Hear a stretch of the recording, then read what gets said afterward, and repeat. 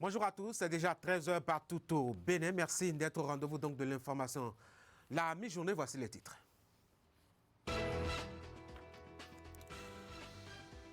Les communes du département du Mono dressent un point de la mise en œuvre de leur stratégie de lutte contre le coronavirus. C'est l'un des 5 points à l'ordre du jour de leur concertation périodique sous l'égide du préfet. On appelle cela la conférence administrative départementale. Geoffroy Messin et Florent Dohoum nous diront qu'il y a eu d'autres sujets qui sont prévus pour être discutés à l'occasion. De la pandémie à la catastrophe, le risque n'est toujours pas loin si on y prend garde. L'Agence nationale de la protection civile y veille et outille les maires à une gestion des catastrophes au-delà même de celles qui peuvent être provoquées par une crise sanitaire. Nous ferons le point. Et puis, actualité décentralisation toujours avec ce compte rendu que vous aurez à suivre au sujet des échanges entre le représentant résident de Plan International Bénin et les acteurs départementaux et les maires de l'Atakora. Ils ont évalué ensemble l'état du partenariat Plan International Bénin et les perspectives. La structure en a profité pour offrir 196 dispositifs de kits de lavage de mains. C'est pour, comme dire, que la collaboration va très bien. Merci d'être là et bon appétit. Voici des mois maintenant que les communes et l'État central s'attellent à contrer le mal sanitaire qu'est le coronavirus, mais qui n'arrête pas de se répandre. À Lokossa, les acteurs du pouvoir décentralisé ont décidé de faire un petit point de ce qui s'est fait depuis là, notamment à l'échelle départementale. Le sujet est en débat à l'occasion de la 5e réunion de l'année de la conférence administrative départementale. Geoffroy Messin et Florent Dohoum y étaient. Les directeurs et autres responsables déconcentrés de l'État en poste dans le département du Mono sont une nouvelle fois réunis dans la grande salle de conférence de la préfecture de Lokossa. Il s'agit de la 5e réunion de l'année de la conférence administrative départementale CAD du Mono. Présidée par le patron du département, elle a été consacrée à plusieurs sujets. Le directeur départemental de la santé a eu à faire par exemple le point de la gestion de la crise liée à la Covid-19 dans le Mono. À la date d'aujourd'hui, nous avons 31 cas positifs, 19 cas guéris. Pour le suivi des cas contacts, nous avons au moins 220 contacts que nous suivons. Il y a un seul décès à domicile. C'est les parents qui nous ont appelés. Et on a fait diagnostic post-mortem. L'enterrement digne sécurisé, avec toutes les précautions possibles. Au niveau de la population, nous avons des centres de tri et de dépistage dans toutes les communes aujourd'hui. Et au niveau des hôpitaux de zone, nous avons une équipe de surveillance hospitalière. Si quelqu'un va dans un centre de santé, il constate qu'il y a un petit problème, on le dépiste et on fait les prélèvements. Donc à ce jour, c'est ce que nous faisons. Et même les structures privées, ils ont tout ce qu'il leur faut pour faire le dépistage. On l'a mis à disposition des kits. C'est gratuit. C'est gratuit. Concernant le même sujet, la police républicaine a fait savoir son rôle actuel dans la gestion de cette crise. Un rôle éducatif et de sensibilisation plus que de répression. Et depuis près de 3 mois, nos unités sont sur le terrain. On a mis des équipes de façon constante et permanente à Grand Popo et au niveau également de Guézin, à l'entrée du département du Mono. Et sur le reste du territoire, il y a des patrouilles qui ont pour objectif spécifique de sensibiliser et de procéder aux besoins à la coercition, à la répression. C'est un travail de tous les instants et on s'emploie de tous nos moyens pour essayer de discipliner la population, d'abord dans cette approche éducative, mais on est maintenant dans la passe d'aller à la coercition. Georges Aïtchedji, délégué régional Monokoufo de la direction générale du budget, a eu à présenter sa structure et les prestations qu'elle offre aux citoyens dans la région. Nous avons également échangé sur la consommation des crédits au niveau du département. Il faut dire que nous n'avons pas beaucoup évolué. Les services, les directions n'ont pas beaucoup consommé. Et cela est dû surtout à l'ouverture tardive du CIFIB au niveau du département du Mono. Nous avons commencé les engagements pratiquement au mois de mai. C'est ce qui a fait qu'actuellement, nous sommes à 45% des engagements et à moins de 30% pour le paiement. Bon, en divers, nous avons échangé également sur la décision prise par le gouvernement d'organiser la fête du 1er août de façon sobre. Donc, il n'y aura pas de défilé, mais nous allons faire seulement un dépôt de gerbes au monument, aux morts, et puis faire une petite revue de troupes. La célébration du 60e anniversaire de l'indépendance du Bénin sera donc réduite au strict minimum, une manière de se conformer à la décision gouvernementale qui tient compte de la crise sanitaire liée à la COVID-19. Nous restons au niveau du département du Mono qui s'est rattrapé dans la célébration de la Journée mondiale de la population. C'est à Cleucamin que la fête a eu lieu pour rappeler l'importance du bien-être de la population. Et le thème de cette édition se prêtait bien à propos, faire une pause dans le coronavirus, comment protéger la santé et les droits des femmes et des filles maintenant. On retrouve Geoffroy Messin et Florando. Le centre des jeunes et loisirs de Cleucamin dans le département du Koufo était ce mardi aux couleurs des mesures barrières de protection contre la COVID-19. Et ceci à l'occasion de la célébration au plan régional Mono-Koufo de l'édition 2020 de la Journée mondiale de la population. Une célébration en différé orchestrée par la direction départementale du plan et du développement du Mono et du Koufo. En instituant cette journée, mesdames et messieurs, les Nations Unies ont voulu créer un creuset pour attirer l'attention du monde entier sur les problèmes de population et de développement. La Journée mondiale de la population est célébrée chaque année le 11 juillet. La crise sanitaire mondiale liée à la pandémie de la COVID-19 s'est sans surprise invitée aux manifestations à travers le thème retenu cette année, faire une pause dans COVID-19, comment protéger la santé et les droits des femmes et des filles maintenant. La thématique choisie pour cette édition de la GMP permet de sensibiliser sur les vulnérabilités des femmes et des filles en matière de santé sexuelle et reproductive pendant la pandémie. Une communication animée par Sylvie Baguidi de la Direction départementale des affaires sociales a permis de mettre un accent particulier sur les gestes barrières. Chères sœurs, chères mamans, c'est le moment de faire une prise de conscience. Ce n'est pas de la fiction. La pandémie existe et ça tue. Nous sommes en train de vous sensibiliser. En le faisant, nous souhaitons vivement que vous soyez nos porte-parole. C'est vous qui allez maintenant dans les marchés. Vous devez passer le message. Les mesures prises par le gouvernement pour lutter contre le mal et soulager la population ont été aussi rappelées. Et notre gouvernement a déjà anticipé sur les lignes directrices qui ont été prises par les Nations Unies pour protéger les femmes et les filles. Je vais plus loin en disant que le 10 juin passé, le gouvernement a pris des mesures pour soutenir donc les couches vulnérables.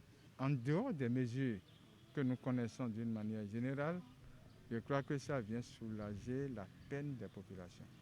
Les différents messages et communications ont également permis de faire de la sensibilisation sur la nécessité du dialogue au sein des foyers et la dénonciation des abus de toutes sortes. Et parlant de protection des couches vulnérables, les cadres du ministère des Affaires sociales et de la microfinance procèdent depuis hier à la validation des documents techniques du programme Cash plus Care. C'est en fait un programme qui vise à assurer davantage la protection des enfants et surtout des filles particulièrement. Ali Moumouni. Cela fait des années que le gouvernement du Bénin lutte contre le mariage des enfants. Malgré les nombreux efforts, le fléau n'est pas encore entièrement éradiqué dans toutes les régions du pays.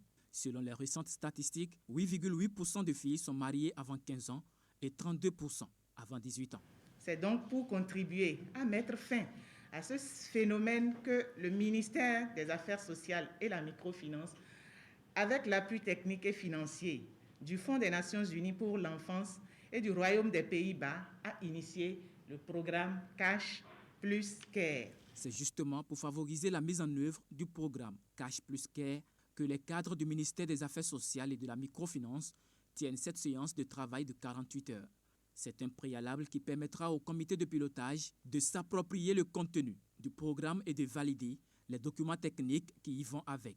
Pour y parvenir, le programme Cash plus Care mettra l'accent sur l'éducation et l'élimination de la pauvreté et en faisant reculer les pratiques coutumières néfastes. À cet effet, 2 communes où les statistiques sont relativement élevées ont été retenues pour la mise en œuvre de la phase pilote. Il s'agit des communes de Tchaourou et de Kandi. Pour sa phase pilote, le programme Cash plus Care prendra en compte 10 000 jeunes filles de Tchaourou et Kandi, les 2 communes dont le taux de mariage précoce est élevé. Le dispositif mis en place nécessitera une interaction entre les communautés, les écoles, les formations sanitaires et les centres de promotion sociale. L'Agence nationale de protection civile arme les nouveaux maires à mieux faire face aux risques et catastrophes dans leurs communes respectives. Coronavirus, inondations et quoi d'autre encore, l'ANPC veut anticiper. C'est pour éviter le pire éventuellement. Et depuis mardi, elle en parle avec les acteurs ainsi cités plus haut à travers un atelier ouvert à Boycon. Imet Hélène Amousso. Comme nous le savons, aucune des 77 communes de notre pays n'est épargnée par une catastrophe dont la récurrence et la portée des dommages inquiètent non seulement les populations à la base, mais également les autorités au plus haut niveau. Les populations ne sont encore pas remises des conséquences des inondations de l'année passée et déjà la pandémie, la Covid, est à nos portes. Il faut aussi faire remarquer que la plupart d'entre nous venons de commencer nos mandats. Voilà autant de raisons qui fondent l'organisation de cette séance de renforcement de capacité. Initiée par l'Agence nationale de protection civile, elle va permettre de fournir aux participants les outils nécessaires pour prévenir et gérer au mieux les risques et catastrophes dans leurs localités respectives.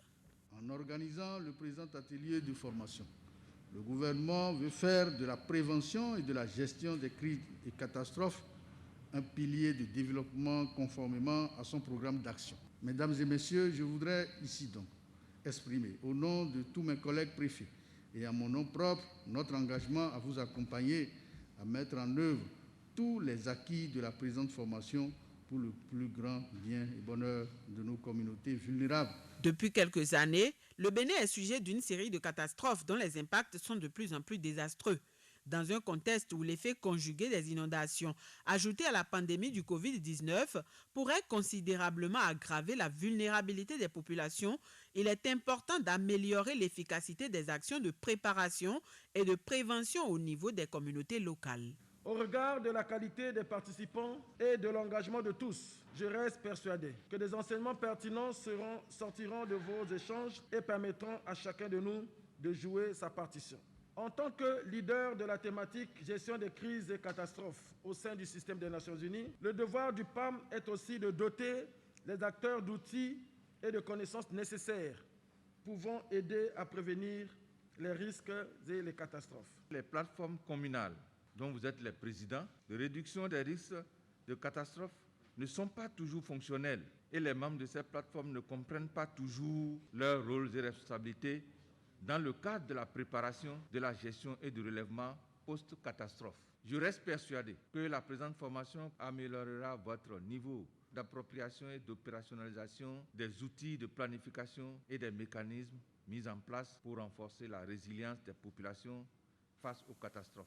Cette formation est le creuset choisi pour, entre autres, amener ces acteurs de la plateforme communale de réduction des risques et catastrophes à identifier les actions clés à mener dans chaque commune. L'atelier sera également organisé à l'endroit des élus de la partie septentrionale du pays. Merci à Ahmed Hélène Amousso. Actualité toujours dans les communes, mais cette fois-ci au niveau de celle du département de l'Atakora. Le représentant résident de Plan International Bénin est allé échanger avec les acteurs départementaux et les maires de l'Atakora sur l'état du partenariat de Plan International Bénin. On pourrait dire globalement qu'il se porte au mieux de sa forme. Le geste à la fin en témoigne, un don de 196 dispositifs de lavage de mains aux mairies pour lutter contre le coronavirus. Régis Hippolyte Agossou. Cette rencontre, initiée par Plan International Bénin à la préfecture de Nati Tengou, vise à prendre contact avec les nouveaux maires de l'Atakora et à évaluer le partenariat de Plan International Bénin avec les communes du département. Vous êtes nouvellement arrivé à ces fonctions. C'est l'occasion pour mon équipe et pour moi de faire vraiment, premièrement, votre connaissance personnelle, de vous présenter Plan dans son travail dans la région, mais aussi c'est de présenter le partenariat qui lie Plan avec les différentes mairies dont vous avez la charge. Plusieurs communications ont donc été données pour expliquer dans les détails à ces élus communaux les différentes actions de Plan International Bénin pour impacter les populations de l'Atakora. Une initiative appréciée par l'ensemble des maires et qui a permis à l'autorité départementale de se réjouir pour l'apport de Plan International Bénin dans l'Atakora. Monsieur le représentant résident, les différentes actions engagées ensemble ont fait cas d'école sur le plan national et les résultats enregistrés ont convaincu de la valeur ajoutée qu'apporte notre lutte commune aux communautés de l'Atakora. J'en trépigne de fierté car mon combat aux côtés de Plan International Bénin aura été mon plus bel espoir dans l'exercice de mes fonctions. La présente tournée de prise de contact avec les nouveaux maires nous rassure de la continuité de ces actions à fort impact socio-communautaire. Je prends l'engagement de veiller à la mise en œuvre diligente des accords signés avec les communes dans ces différents domaines. J'exhorte également les maires à constamment solliciter l'appui de leurs conseils communaux respectifs dans la mise en œuvre de ces actions. Paris gagné pour Plan International Bénin qui a obtenu des maires à cette rencontre des engagements à travailler pour les objectifs communs en faveur des populations. Les maires ont accordé une importance capitale à cette présentation au regard de leur d'abord participation et des questions qu'ils ont posées. Et ils ont pris aussi des engagements par rapport à nos attentes pour la nouvelle année qui commence pour Plan. À la fin de cette rencontre, Plan International Bénin a officiellement remis 196 dispositifs de lavage de mains à socle aux plateformes communales de réduction des risques de catastrophe des 9 mairies de l'Atakora. Ce don sera notamment destiné aux centres de santé, aux CPS, aux circonscriptions scolaires et autres services publics. Des kits de lavage de mains à bien entretenir et surtout à bien en disposer. En tout cas, Alclair et Social Watch Bénin y veilleront certainement. Ces organisations de la société civile et de la veille citoyenne autour des politiques publiques de développement disposent désormais de cellules déconcentrées pour leur remonter les bonnes informations.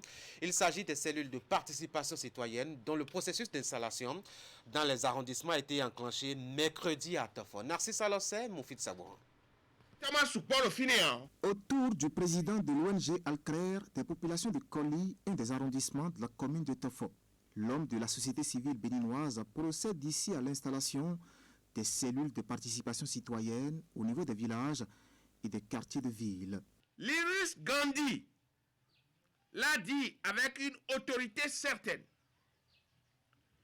Tout ce que vous faites pour moi, sans moi, vous le faites contre moi. Les citoyens bénéficiaires finaux de toute action de développement doivent être au cœur de l'élaboration, de la mise en œuvre des politiques publiques, ainsi que des processus de leur budgétisation et de leur suivi et évaluation. Il est donc question, en installant ces cellules, de veiller à l'amélioration des performances du pouvoir public et de promouvoir une gestion ouverte et participative tout en accompagnant la bonne organisation des conseils d'arrondissement. Un besoin de proximité exprimé par les populations à la base. Ceux qui sont au sommet, ils reçoivent seulement les informations. Est-ce que ces informations sont fiables? Vous voyez, les élus communaux, on pense qu'ils sont les dieux et puis ça s'arrête là. ils peuvent décider de ce qu'ils veulent pour notre contrée. Non. Nous sommes là en tant qu'acteurs de société civile et nous allons jouer notre médiation entre les citoyens à la base et les élus. Ici, dans la commune de Tofo, point de départ pour l'installation des CPC au Bénin, les 10 arrondissements répartis en 56 villages seront dotés de cet outil de veille et d'appui au développement des collectivités locales. La cellule villageoise de participation citoyenne veille à l'amélioration des performances de la gestion du village et la prise en compte des besoins réels et prioritaires de la population villageoise, notamment les femmes et les jeunes et les personnes de troisième âge, y compris les personnes handicapées, de faire l'expression sociale au diagnostic communautaire. Cette expérience des ONG Alclair et Social Watch Bénin, deux organisations de promotion de la bonne gouvernance, est la phase 2 du programme de participation citoyenne mise en œuvre depuis décembre 2012. Une expérience qui concerne 62 des 77 communes que compte le Bénin, avec l'appui technique et financier de l'ambassade des Pays-Bas. La lutte contre la cybercriminalité appelle à la synergie d'action. Et cela, l'Union européenne, le Conseil de l'Europe, l'Interpol et l'Agence nationale de la sécurité des systèmes d'information l'ont compris. Et se sont d'ailleurs retrouvés à Cotonou pour se donner la main et se serrer les coudes contre un mal qui gangrène toutes les sociétés à travers le monde. Les 4 partenaires en discutent depuis 3 jours d'ailleurs. Voici un peu le compte rendu de Asiongbo Kayin Asiongbo qui a assisté aux premières heures d'échange. C'est un atelier de formation sur la protection des données qui s'ouvre à Cotonou, appuyé par l'Union européenne, le Conseil de l'Europe et Interpol. Il a réuni des fonctionnaires de la police républicaine, ceux de l'Agence nationale de la sécurité des systèmes d'information, des magistrats en fonction à la Cour de répression, des infractions économiques et du terrorisme et dans les tribunaux.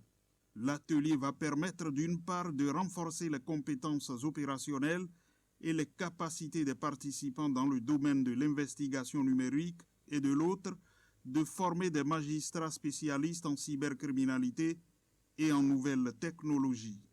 Je vous remercie pour l'honneur que vous nous faites à travers le projet Glacis Plus en organisant cette formation au profit du Bénin aux côtés de nos sœurs et frères du Burkina Faso, et surtout pour toutes les dispositions qui ont été prises afin de faciliter son déroulement. La qualité des formateurs et la diversité des auditeurs prouvant qu'au-delà des échanges, cet atelier nous donne l'occasion d'assister à un véritable brassage entre divers acteurs, parfois aux actions complémentaires. Cette forte et grande diversité des participations répond, à n'en point douter, à un besoin ressenti par chacun d'eux, besoin d'échange, d'expérience, compte tenu de la spécificité et de la transversalité du sujet. De façon spécifique, l'atelier va permettre de maîtriser l'importance des règles en matière de protection des données, de renforcer les connaissances sur les principes de protection des données. C'est aussi l'occasion de comprendre les évolutions récentes en Europe en matière de protection. Et pour un bon déroulement de cet atelier qui dure 3 jours, les partenaires techniques et financiers réaffirment leur appui. Nous soutenons cet atelier dans le cadre du projet conjoint Action globale de l'Union européenne sur la criminalité appelé Glacis Plus. Depuis 2013, Glacis Plus est le principal programme mondial de soutien aux pays partenaires en Afrique pour renforcer les capacités des États à lutter contre la cybercriminalité. En particulier, le Bénin a été invité à adhérer à la Convention de Budapest en juin 2019 et peut désormais bénéficier du soutien du projet. Les participants ont donc l'occasion d'échanger sur les défis que soulèvent les législations nationales, régionales et internationales. Aussi, l'atelier vise-t-il à familiariser les participants avec les capacités globales d'Interpol. Du boulot pour les jeunes qui en veulent en tout cas. Le Conseil des ministres d'hier a arrêté de procéder au recensement de 1100 jeunes au profit des forces de défense et de sécurité au Bénin. C'est l'une des multiples décisions prises lors du conclave hebdomadaire tenu au palais de la Marina. En voici la substance présentée ici par le ministre Alain Orunla. Il est le porte-parole du gouvernement. Le Conseil des ministres s'est réuni ce mercredi 15 juillet 2020 sous la présidence de M. Patrice Talon président de la République, chef de l'État, chef du gouvernement. Les décisions ci-après ont été prises. Mesures normatives. Le Conseil a adopté, au titre de ces mesures, les décrets portant attribution, organisation et fonctionnement du ministère de la décentralisation et de la gouvernance locale. Transmission à l'Assemblée nationale pour autorisation de ratification de la convention signée entre la République du Bénin et le Royaume du Maroc en vue d'éviter la double imposition, de prévenir l'évasion fiscale en matière d'impôt sur le revenu et d'établir les règles d'assistance réciproque. Transmission à l'Assemblée nationale pour étude et vote du projet de loi relatif au taux d'intérêt légal en République du Bénin. Modification des statuts de l'Agence nationale de la propriété intellectuelle et nomination des membres de son conseil d'administration, puis nomination des membres du conseil d'administration de la Société béninoise pour l'approvisionnement en produits de santé SA. Au titre des communications, recrutement au profit des forces armées béninoises, de la police républicaine ainsi que des eaux, forêts et chasses au titre de l'année 2020. Dans le but de renforcer les capacités opérationnelles de ces corps à travers leurs effectifs respectifs, aux fins de garantir davantage la sécurité intérieure, le Conseil a autorisé le recrutement de 500 soldats au profit des forces armées béninoises, 500 agents au profit de la police républicaine et 100 gardes forestiers au profit de la Direction générale des eaux, forêts et chasses. Par la même occasion, le Conseil a marqué son accord pour la formation professionnelle dédiée à chaque corps ainsi que pour l'acquisition de pactages au profit des nouvelles recrues. Les ministres de tutelle veilleront au bon déroulement des recrutements. Quant au ministre de la Justice, il prendra les dispositions pour faire délivrer diligemment aux demandeurs par les juridictions compétentes les pièces administratives nécessaires à la constitution des dossiers de candidature. Au titre des rencontres et manifestations officielles, le Conseil a autorisé l'organisation par visioconférence le 30 juillet 2020 du 65e comité des ministres de l'Agence pour la sécurité de la navigation aérienne en Afrique et à Madagascar, à Secna. Au titre des mesures individuelles, les nominations ci-après ont été prononcées sur proposition des ministres respectifs. Au ministère de la Justice et de la Législation, directeur des systèmes d'information, M. Sewanou Christian à Gonvillon. Directrice des droits humains et de l'enfance, Mme Inès Radonou, épouse Tofou. Au ministère du cadre de vie et du développement durable, directeur général de la Société de gestion des déchets et de la salubrité urbaine dans le Grand Nokwe, M. Valérie Lawson. Au ministère de la Santé, directrice départementale de la santé du littoral, Mme Adjoavi Mathilde Oussou. L'examen du brevet d'études du premier cycle BEPC session de juin 2020 a pris fin hier au Bénin. À Cotonou, les candidats rencontrés ont salué la qualité du déroulement de l'examen et surtout le niveau des épreuves abordables à leur goût. Ils ont confié tout cela à Teddy Goudalom. Mais voici son reportage présenté par Assiro Kanyasimo. Dernier jour de composition au brevet d'études du premier cycle BEPC, édition 2020 ici au Collège d'enseignement général Bégamin. Après quelques heures passées devant l'épreuve de mathématiques qui sanctionne la fin de la phase écrite de cet examen, les candidats se retrouvent sur la cour du collège. Certains présentent un visage souriant, signe de satisfaction. Je suis heureuse parce que l'épreuve de maths a été facile et j'ai travaillé. Ça s'est bien passé, les épreuves étaient abordables. C'était des révisions qu'on avait déjà faites en salle et la plupart des données étaient déjà connues. Donc, je suis sûr que j'aurai le BPC. Les épreuves étaient très faciles et moi, je me suis bien sortie quand même. C'était déjà des trucs qu'on avait fait en classe et que moi, j'ai déjà fait à la maison.